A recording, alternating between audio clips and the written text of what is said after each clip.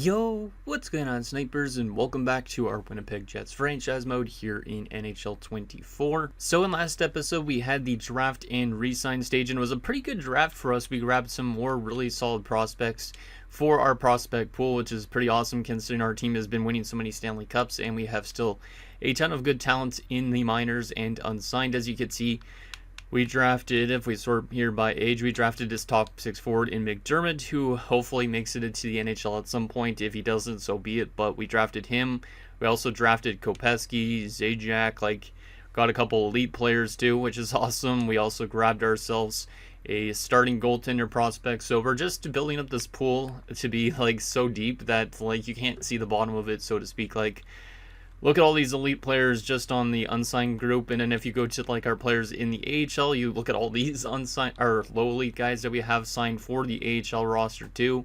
You go to the NHL roster, you have all these elite players. It's kind of insane how built up this team is at this point in time. So yeah, it was a pretty good draft for us.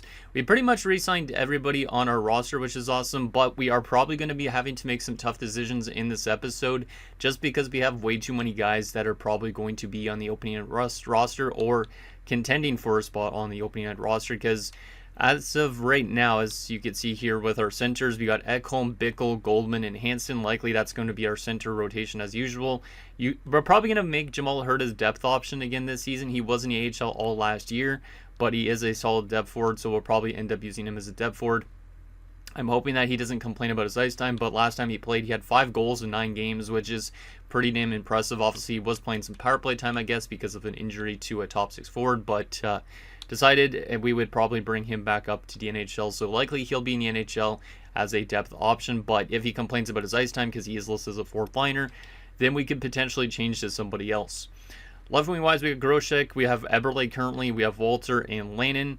And then if we go to the right wing side of things, we have Wilson, Irving, Jacuzzi, and Bulbrook. Now, if we go to in the system part of this is where it gets a little bit complex. You can see the Mishenko, Reason, and Blunden technically all could be in the NHL. Blunden probably will jump up to being almost a 4th line forward, my guess. And then these two are kind of going to be like depth options in a sense, so they could be in the NHL as well as that. And then in terms of centers, we don't have anybody, but I think what I'm planning to do is, because if we look here at Bulbrook, currently he's going to be a 4th line option with this roster. He's actually listed as a 3rd line scoring forward, which means I think it would make sense to get him onto the 3rd line for the upcoming season. He also did have a pretty good rookie year with 32 points, and also in the playoffs he was really good with 11 points in 24 games. So I'd like to give this guy a bigger opportunity this year. Now the question is, what do I do with that? Well, I came to the conclusion that we probably need to trade away Eberle, and the main reason why is on the 1st line right wing, you'd probably have Wilson, 2nd line right wing Jacuzzi, or alternating between the two of them.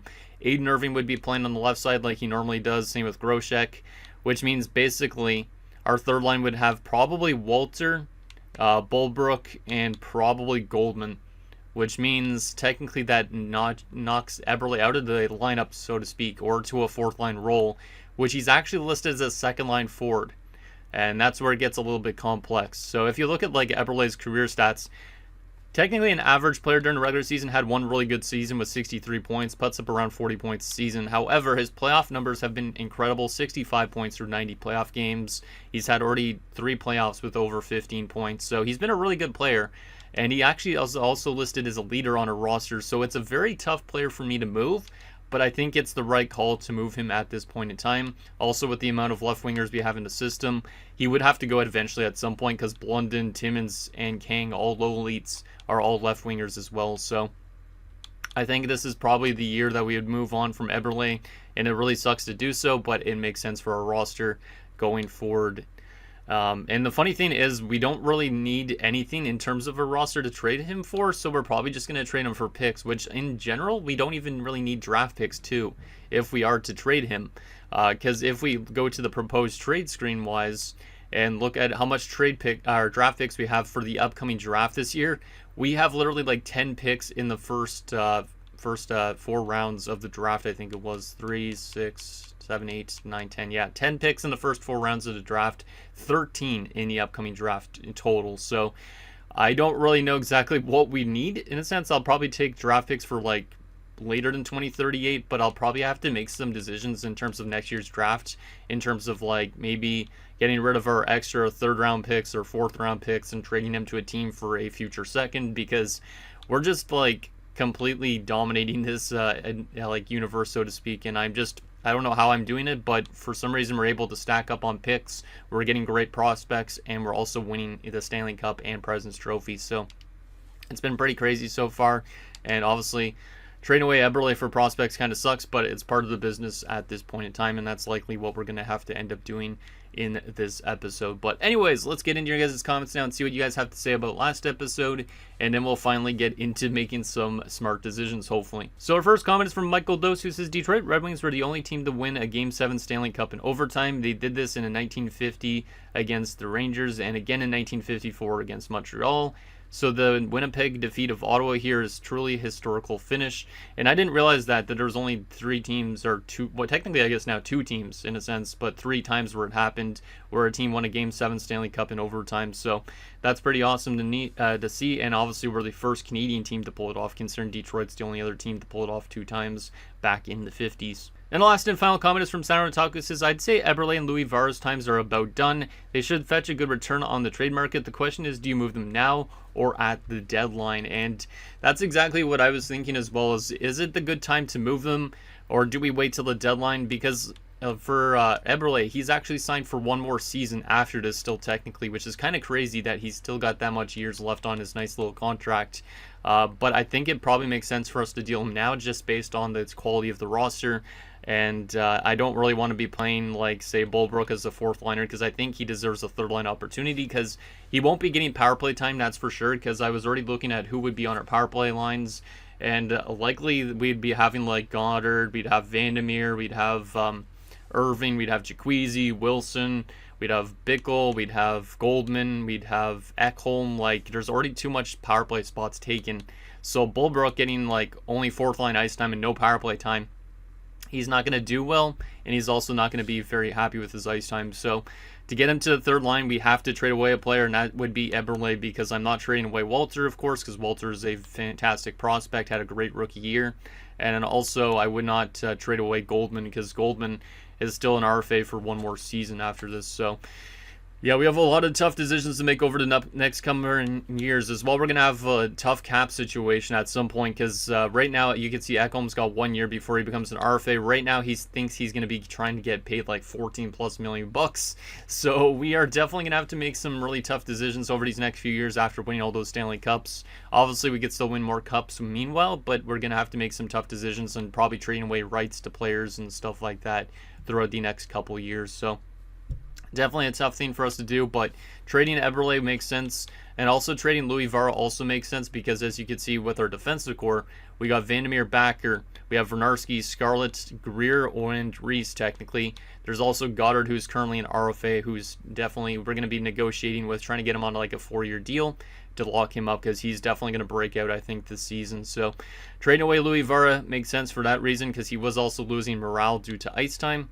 And obviously we'd be running still Bergfist in Mills and Nets. So let's see what we could do in terms of trading away our players. But first, I think actually before I trade away those players, I'm going to try and get Goddard signed, so that way I know if I'm above the cap floor or not. Because that's another thing we need to negotiate still, is try and make sure our team is still above the cap floor. Because surprisingly right now, with $20 million in cap space, this team is completely stacked. And we're only like literally just a little bit above the floor, as you can see here in the corner. I'll probably just do like a little zoom in this part if I remember to do that. But yeah, we don't really have a lot of room before we actually fall below the cap floor, which is kind of insane. So by signing Goddard, we'll be well above it. And then by trading away those other players, we should be back to pretty much where we are right now, my guess. But I do want to get Goddard signed first and foremost, because I think obviously signing him up to a 4-year deal is pretty important to this team, because Vandermeer's been really good, but obviously Goddard's the guy that's going to be running another power play unit. So let's see if we can get him on a 4-year deal till he's 28. Obviously at the end of it, he might end up leaving the team, because obviously he might be demanding too much, but obviously it'd still be good to have a nice secondary offensive defenseman, kind of similar to what Christian Kyrou was for this team at one point in time. So I'm going to try the 85% trick still with Goddard, and see if we could get him signed up for cheaper, if my mouse actually wants to work today for some reason. It's being a little bit finicky here. So I might be able to still get him for under 7 million, which is trying to be the goal. I was offering him a lot of these type of contracts in the last episode, but he wasn't accepting. So we'll see if I could still like negotiate a little bit with him. 4 by 6.8 is pretty solid for a top 4 defenseman. That could become a top 2 at some point in time. So we'll see if he accepts that. And then also, like I said, we'll probably make some trades with Eberle and Louis Varavolf. We're not going to sign anything in the offseason here because it's pointless with how deep our roster is. So the only thing we need to know about is if Goddard's going to accept, and then we have to make our decisions with Eberle and Louis Vara.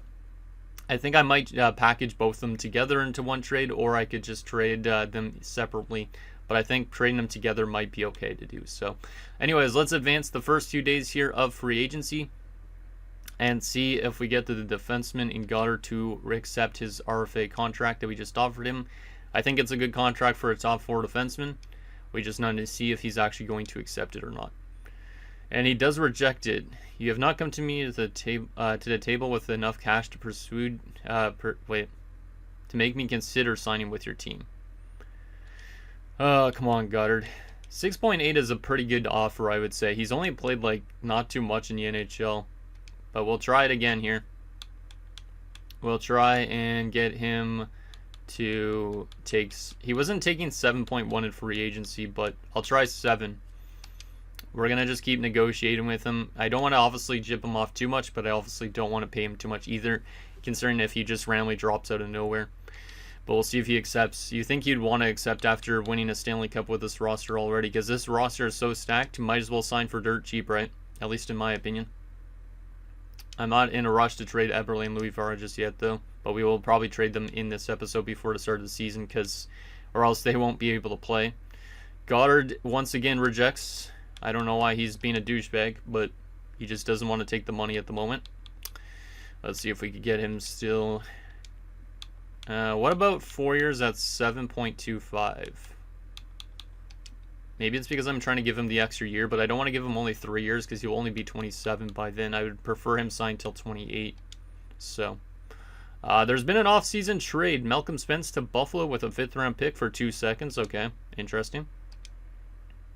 Is Goddard going to accept the next contract extension? Let's see.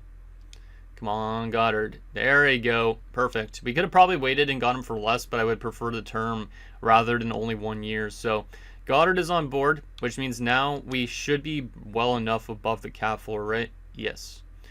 And then by trading Eberle and by trading away, who was it? Louis Vara, we'll probably be back to where we were cap-wise. Let's go to the trade finder. I was looking at trade finder trades earlier, and it seems like we might be able to get like a 2nd and a 7th round pick for both Eberle and Louis Vara, which is not really as much as I was expecting to get for the two of them.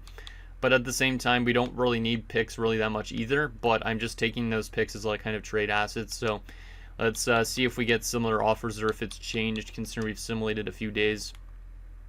DeMello in a 3rd. That was definitely not there before. A 2nd and a 6th round pick. Okay. 2nd and a 6th. I don't really want to trade him to Boston, but Colorado I don't really want to either because Colorado's in our division. So that's one that's like, not really. Boston has been a really good team, but they have fallen off a little bit as of late. 2nd rounder 2038. That's for the upcoming draft, so that way we'd have like literally 14 picks in that draft now. I would prefer a 2039 2nd rounder if you have one than that 2038 one. Because I'm pretty sure 2038 is the one where we have already multiple picks. Yeah. Like we literally have like 2 firsts, 3 seconds, 3 thirds, and 3 fourths. And then our 5th, 6th, and 7th still. So, would you give me a 2039 2nd rounder instead of the 2038 one? Because that would make it better for me just because it's a draft class that I don't have as much picks in. So, let's see if this would work. So, we get to the 2nd and a 6th, and then we give up Eberle and Louis Vara. It does suck really much trading away Eberle especially. Louis Vara I'm okay with moving because he's been kind of mad as of late. But Eberle has been one of these underrated players in this series. He's done better in the playoffs than he has in the regular season, point per game wise, I think. And then his shooting percentage has also gone up by like 4%. So it's a very tough one. He's almost kind of reminds me of like a JG Pajot type of player in the playoffs. So unfortunately, Eberle and Louis Vara, you guys can go play in Boston. And Yeah, hopefully you guys win a Stanley Cup there if we don't win a Stanley Cup. There we go. So Eberle and Louis Vara have been dealt. Eberle was a leader on this roster as well, so a lot of players are probably going to lose morale because of that, but that's the only thing we could have done to get Bulbrook more ice time, and it really sucks to do that. He was a quality player according to this roster too, and the good thing is we're above the cap floor still, so we aren't going to need to bring in any cap oils, but yeah, that's one of the toughest trades I think I've had to make in the series so far. And likely at some stage we're going to have to make more tough decisions considering some of these guys are making some big bucks. And we're going to have to spend more big bucks. So, oh well, it's part of the business. It's tough, very tough pill to swallow, but it is what it is. And hopefully they have some good success in Buffalo because speaking of success, I did actually take a look. Let's go to the Edmonton Oilers. I want to take a look and show you guys this. I did find out that Ludwig Enroth, who we traded away, who used to play with Eberle quite a bit, had a very good season with the Edmonton Oilers. He actually got paid a lot of money, but he had a 44-goal season with the Oilers this season, despite not making the playoffs. So even our players that are not on our roster anymore are making huge impacts on their rosters. So it's pretty damn cool to see guys like Enroth succeeding in different markets. But obviously, it kind of sucks because I would love to have hold on to all those guys, but you got to spread the wealth, I guess, a little bit. So kind of makes sense for our team at this point in time. So I think we're ready to simulate up to the start of next season. Enough of me rambling at this point, so let's sim up to next season. And I will edit my trading block as well so that I'm not getting offered trades every few minutes because it's kind of annoying when that happens. So we're just going to remove all these prospect stuff from our list because I'm not trading away any prospects at the moment. I'm a prospect hoarder, and then I develop them and then I trade them for more. That's the way it works. Oh boy, okay. Yeah, that really sucks trading away Eberle. Really sucks. Louis Vara, like I said, though, he was losing morale. He was actually disgruntled on this roster, so he's not too bad to trade away. But Eberle, maybe a fan favorite in a sense for some of you guys. Definitely was for me a little bit. Because, like, he's an underrated player on that third line. Never got a big opportunity in the top six. If he did, maybe he would have done even better. But obviously our top six is pretty much, like, always set in stone. So let's see what we're working with roster-wise and see if there's any tough decisions we have to make in terms of setting up our lines. So roster moves, let's see what we got here. So Bergqvist and Mills, that looks good. Yeah, Biggs is in the AHL, that's good.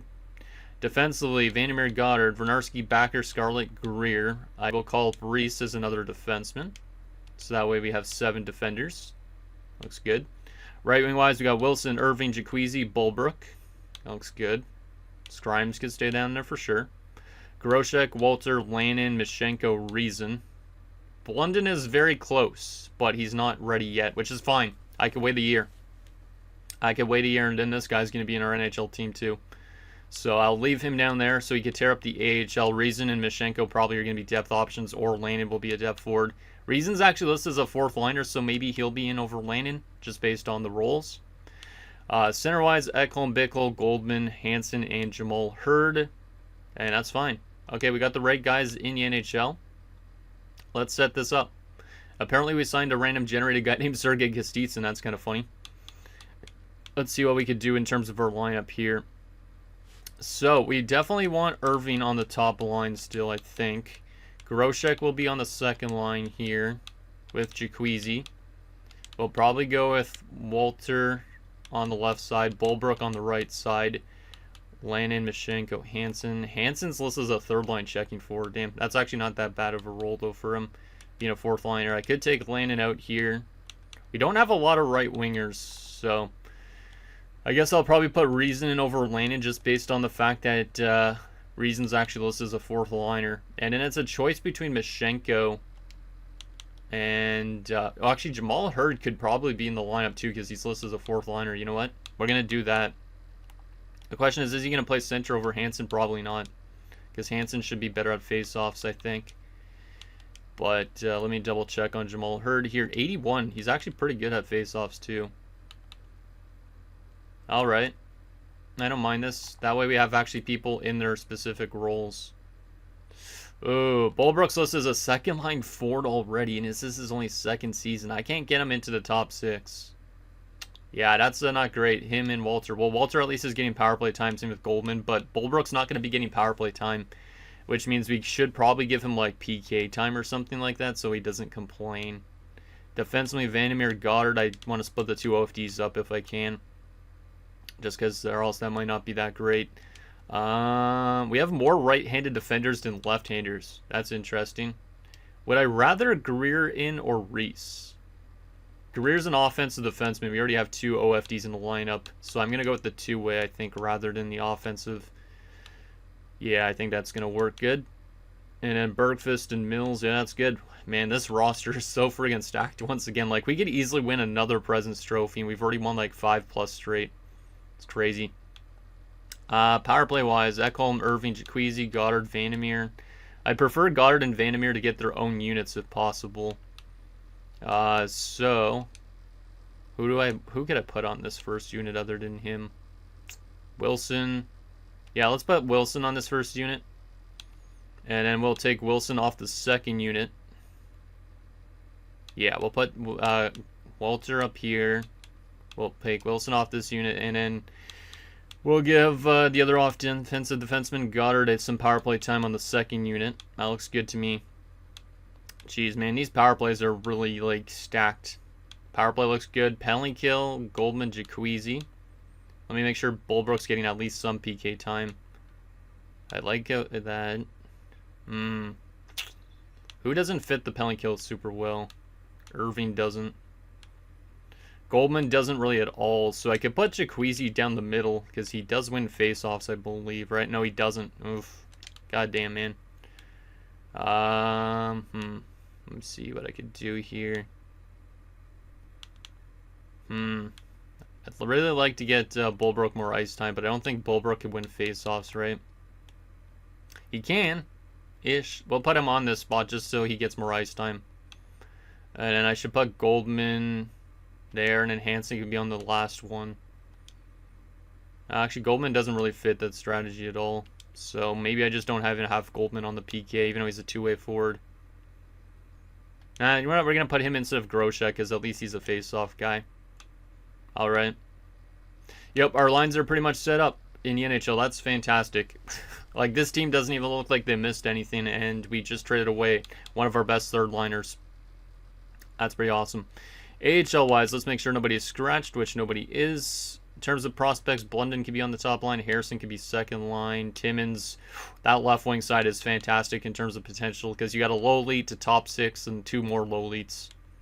Center depth is not the best. You have a top 6 forward and a low lead as well. Right wing wise, you have a low lead and a low 6. Alright. Yeah, this AHL team's looking pretty good too, except for the chemistry on the defensive side, which I don't really know if I can improve it that much. Let's see. I don't think there's a way to improve this. Yeah, there's not really any way I can improve that top 6, but that doesn't matter too much. Biggs and Silverguard, yep, that's good. Alright, well, we're ready to go, I think, for another season, which is fantastic, but obviously it sucks straight away Eberle and Louis Vara. I want to just double check and make sure they're still in Boston and they didn't get flipped again. Let's just double check on that for fun. Yeah, Louis Vara will be in the top 4, so he'll be getting as much ice time as he was wanting with us. And then Eberle will be... Let me take a look at our forwards. 1, 2, 3, 4, 5, 6. Eberle should play in their top 6. Hypothetically, they'll use Dadonov as a right winger, which means Eberle will be probably in the top 6 somehow. They could use him as a right winger too, maybe. We'll see if he gets second line ice time with the Bruins, because that would be a pretty good fit for him. Alright, so we're finally ready to go. Let's actually take a look. Actually, should we take a look at the draft class yet? No, we won't till the end of this episode, because I'm really curious on how good this draft class is going to be, because obviously we have multiple firsts, multiple seconds, thirds, and fourths.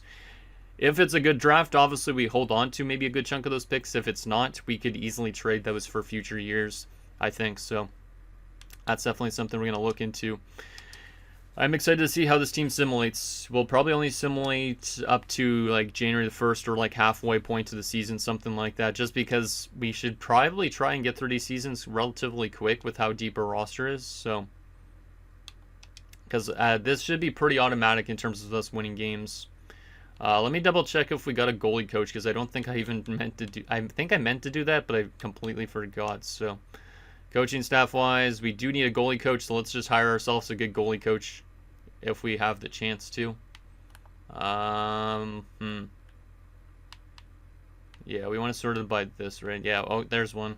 There's a B-rated goalie coach. We'll take him. No, not HL goalie coach. NHL goalie coach. Richard Stastny. You'd think with the last name Stastny, he wouldn't be teaching goalies, but whatever. All right.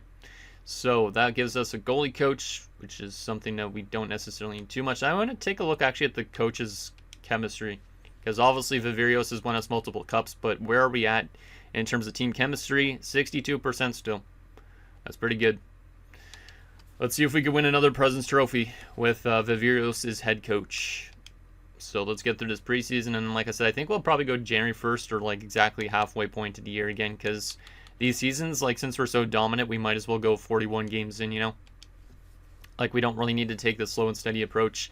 Stastny's on board as a goalie coach. That's nice. Love to see it. And we should have a very dominant season ahead of us here, as the preseason is almost done. And where are we going to finish at? 5-2. So a pretty solid preseason. Who led us in points in the preseason out of curiosity?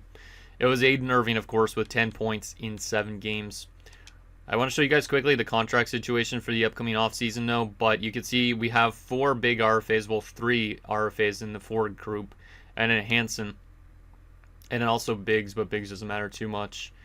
And we have a couple UFAs, but nothing super high up in UFAs. But soon we're going to get to that stage where we're going to have to make some tough decisions, for sure, because of our cap situation. Because at some point the cap is going to be more of a problem than it's ever been. So excited though for the season. Hopefully we get some good production from our top guys as usual, and hopefully it's another year where we could win a President's Trophy and a Stanley Cup, because this has already been probably the best years in terms of me winning Stanley Cups, because I'm pretty sure we've won 5 now, and I'm pretty sure the most I ever won before this was like 5 in Arizona when I did my Arizona GM mode, and also I think also in Vancouver in NHL 17, I think it was, if I'm not mistaken. So this should be a pretty good season ahead, as Aiden Irving, the captain, has gone down with a pulled groin. That's not a great way to start off the season for our captain.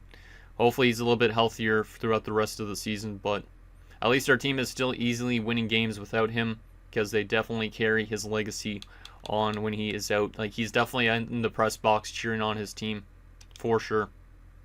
Okay, 6-0-1 in the first month. Bergqvist was never injured. We do win that game, as Bjorn Backer has now been injured with a mild concussion, so now we have a defensive injury. And now Backer is back, which is good. At least it wasn't too long-term for Mr. Backer. We'll put him in over Mr. Chance Career. Obviously, our defensive core isn't really as strong as it has been in the past, but it's still relatively good, all things considered. And yeah, we're still completely dominating. Like, we have not lost a game in regulation in our first 11 games of the season. We're definitely going to be due for a loss here soon, because we're not going to have like an 81-0-1 season, because that would be absolutely insane if that ever happened. Aiden Irving's back from injury, which is great. The team didn't lose a single game without him. But now that he's back, they're probably going to lose a game, right? Yep, I knew it. I knew it. I know this game too well, apparently. There's our first regulation loss. Of course, it's against the St. Louis Blues. And we're still winning games, though, like crazy. There's an OT loss again, and oh my goodness. This might be the craziest season I've ever had so far, if it continues on this trajectory. Because at December the 1st, we've only lost 1 game in regulation through our first 20 games. We're 17-1-2. That's incredible. We're 9 points up on the Preds, and we have 1 game in hand. Wow. Well, this team is definitely going to lose like 4 games out of nowhere. There's no question about it, because you aren't going to have this dominant a season throughout the entire time. But let's continue to simulate, because we do want to go to the halfway point at this point in time. I'm curious on what's been going good for us. There's our second regulation loss. See, I knew it was going to come eventually again. And there's 2 straight losses, but now we're bouncing back with some wins again. Okay. I knew we were going to eventually go on a 2-game losing streak. Oh, no. That's a big injury. At least he'll be back for the playoffs. But Kurt Goldman has been injured with post-concussion syndrome, and he's out till March the 19th. The fact that he's a pending RFA and this is a major injury like that, that really blows. Let me go replace player for a second here. But Goldman is out till March, and we're not even in January yet. So that's pretty insane. Let's go edit lines here and make sure our lines are ready to go. I guess Hansen's going to get elevated ice time because of that. Yeah. And then we'll put Jamal Hurd as the fourth line center. Landon can play on the left wing side. And then we also will go to the power play because I don't want Landon on the power play instead of Goldman. I got to put somebody else here. We'll put Bulbrook on the power play now because Bulbrook's going to get that power play chance that I was mentioning about earlier. Yeah, that's good. All right, so Bulbrook will get a little bit more ice time, and hopefully that helps him out in terms of getting some more ice time and also producing relatively well. And oh my goodness, Arthur Jaquizi's got 38 points in these first 27 games. Holy crap. I'm excited to see the player stats at the end of this simulation episode. It's going to be insane. But man, yeah, that injury is definitely a tough one. That's definitely going to make us drop off a little bit, I think. But we still should be relatively good without our number 3 center. Yeah, we're still cruising, which is great. It's really nice when the injuries don't really impact your team whatsoever. There's a loss. But 27, 4, and 3. We only have 7 losses total, and 4 of them only in regulation through our first 34 games of the season. That's insane. So we have points in 30 of 34. Okay, we got to go 8 more games, and then we're at the halfway point. So let's go through these 8 games, and then we'll take a look at some player stats and team stats and stuff like that. Of course, we lose 2 straight games now. There's another loss. Yeah, the game's definitely handing us some losses because we're simulating too good, which makes sense, but that's okay. Is this season going to end up better than last year? Because last year we hit 60 wins. And there's another loss. We're 32, 7, and 3. 32 wins in our first 42 games. Points in 35 of 42. That's insane. 67 points, next closest team. Wow, the Flyers are doing better than us? Wow. Actually, we just simulated a little bit more than halfway. I didn't even realize we simulated 42 games, so oh well. I guess my math was a bit off, but the Philadelphia Flyers have 68 points. They're doing just as good as us right now. That's actually insane. Okay. I was expecting us to be way better than every other team, but not the case. So let's take a look at some standings and player stats so far. I don't think we're going to make really any trades throughout the season, but honestly, we'll take a look at like the trading block and all that type of thing. But currently, at the moment, yeah, we're the second best team because us in Philadelphia have both been completely cruising. They're scoring more goals than us per game-wise, but we are the 2 best offensive teams in the league. We are better defensively, though. We are the best team in the NHL in terms of defense by quite a large margin. Actually, not by a huge margin, because Arizona's played 2 less games than us. They've also only allowed 100 goals, but in general, we've allowed like 9 less goals than the Philadelphia Flyers. Oh my goodness. Our power play is clicking at 32.7%, so special teams seem to be doing well as well. The penalty kill's at 88.9. This is the type of team that's going to get swept in the first round. We have 7 short-handed goals, 15, 5, and 1 on home ice, and 17, 2, and 2 on the road. Holy crap, man. I don't think I've ever had a team this dominant before, but here we are. Okay, let's take a look at some player stats here. Holy crap, the depth scoring looks actually nuts. So Ekholm's point per game with 42 points in 42 games. Bickle's got 37 points, but he's plus 20. Damn. Hansen's got 24 points. He's a pending RFA, so he's trying to get paid, I think, which is not great really for our money situation. Goldman had 14 points in 27 games before his concussion. Still out for another 2 months. Jamal Hurd on 13 points has been pretty good since getting back into the NHL. This is his first full season, I guess. Left wing wise, Grosek on 40 points. He's been good. Walter on 24 points. Been solid. Reason on 16. Same with Landon. Landon's got 16 and 25. That's pretty impressive. Pretty damn impressive. Right wing wise, we have Jaquizi on 55 points plus 24. We have Wilson on 39 points. We have Irving on 37. So Irving well over point per game. He only has 10 less games played than everybody else. But he is still one of the best players on the roster, which is kind of crazy. And 20 points from Bulbrook in 42 games with a little bit more elevated ice time. Not too much power play points so far from him, but he's been good. Defensively, Vandermeer on 40 points. I love Vandermeer so much. And then Goddard's on 24 points. Vernarski's having a good year too. 17 points plus 23. Scarlett on 10 points plus 17. Backer's a plus 17. Reese is a plus 14. And Greer's only played the 1 game. And we were the best defensive team in the NHL. How's our goalie numbers? Oh my god. If Per Bergqvist continues like this is going to be one of the best seasons in NHL history. He's 28-3-2 through 35 games. He's already got 4 shutouts in a .929 save percentage and a 2.12 goals against average. Meanwhile, our backup in his first season, Mills, has not been too good, but he's won 4 games, which is nice. Wow. But Mills already has 2 assists, which is kind of crazy because he's only played 10 games. All right. So, yeah, it's been an insane start to the year. We already have how many guys almost on 20 goals? We already have like 5 guys that are nearly about to hit 20 goals. And we already have a lot of players over 10 goals. God damn. Yeah, this is insane. I want to take a look at the rest of the league point-wise here briefly, too. Koivisto already has 72 points in Anaheim. Holy crap, man. This guy's on pace for 144 points. Yet Anaheim's not first in the league. If anything's going to happen this year, Anaheim's going to win the Stanley Cup finally. That's my guess. Leo Carlson on 67 points. Pekka Koivisto's up there, too.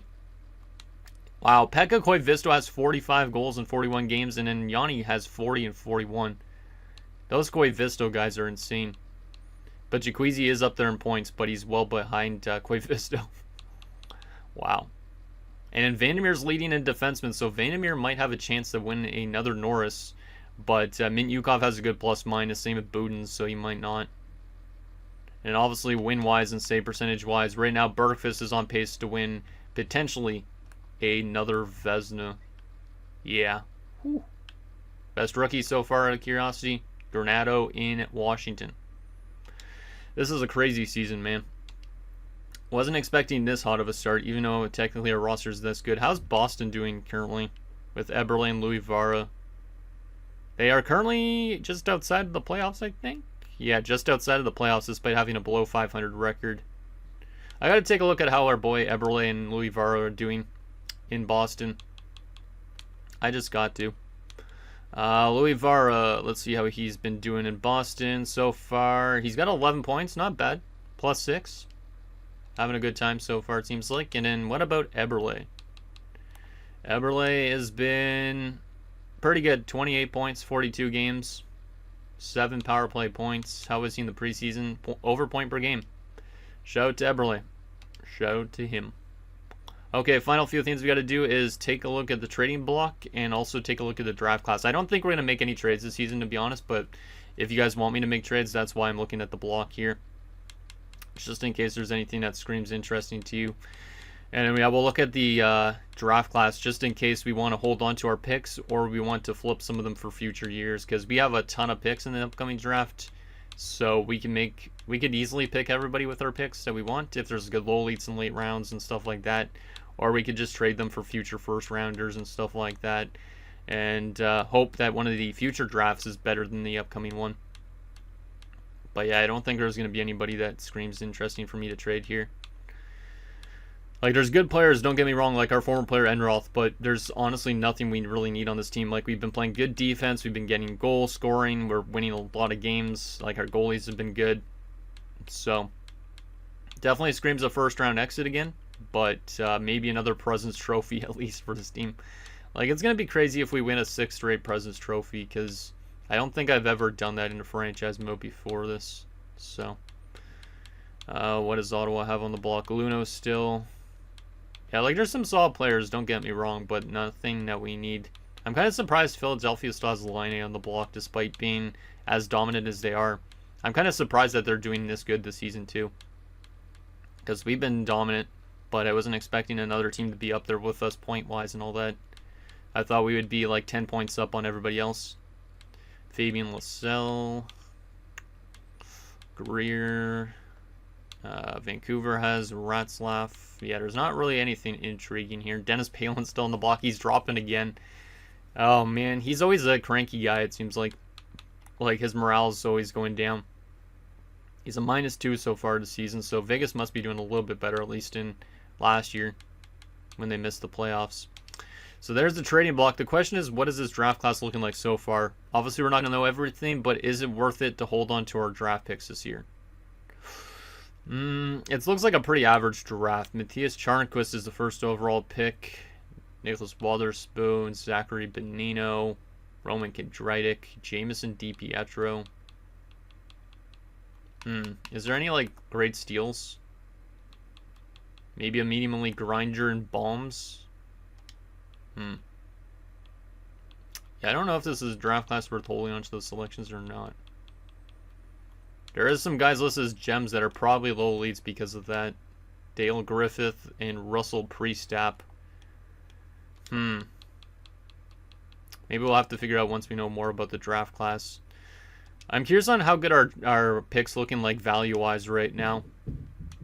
Like, is LA doing bad and stuff like that? LA must be doing way worse than us because our first rounder's worth way less than theirs. And we have multiple seconds. Yeah, we have so much picks. I'm curious, where is LA in the standings right now? Because are we going to have like a random lottery pick despite having this dominant of a season? Let's see. Not necessarily. They're in a wild card spot at the moment. So they are in the playoff spot. And obviously last year they got to the conference finals, so they're still going to be probably pretty good, my guess. Anything else I want to take a look at? Progress report stuff doesn't matter too much. Actually, I should go to the, what was it? The morale on the team. Just make sure everybody's happy still with their ice time. Mishenko's the least happy, which makes sense, but he's a depth forward, so it doesn't matter too much. But in general, looks like mostly everybody's pretty happy with it. Looks like. Yeah, it looks like it. Eckelman, Backer, leaders. Jacquezi's presence. Alright. What about AHL-wise? Anybody complaining? That Gestitson guy doesn't matter for sure. Looks like everybody's okay. That's good. So anyways, guys, that's going to do it for this episode of our Winnipeg Jets franchise mode. So in next episode, we'll probably simulate the rest of the season. Probably not make any trades, depending on what you guys think we should do. But this is maybe going to be a better season than last year, which last year we won 60 games and won the Stanley Cup. So is this going to be a year where we win 65-plus games, but lose in the first round, or also win a Stanley Cup? It's going to be really interesting to find out if this team could do another run, even without Eberle and Louis Vara. So anything down below, and I'll see you guys next time.